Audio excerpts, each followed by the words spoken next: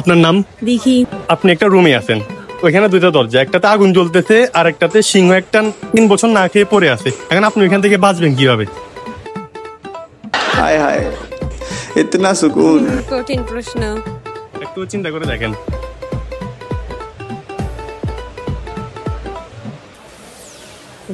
আবার বলি, হ্যাঁ, আপনি একটা রুমে আছেন, ওইখানে দুইটা দরজা, একটাতে আগুন জ্বলতেছে আর একটাতে সিংহ একটা 3 বছর না খেয়ে পড়ে আছে। এখন আপনি ওইখান থেকে বাঁচবেন কিভাবে?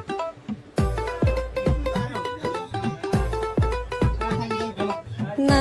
আচ্ছা, নেক্সট আরেকটা বলি। হ্যাঁ, আচ্ছা, কোন জিনিসের সামনে গেলে সেটা মানে যে কোনো জিনিস নিলে সেটা দ্বিগুণ হয়ে যায়? কোন জিনিসের সামনে?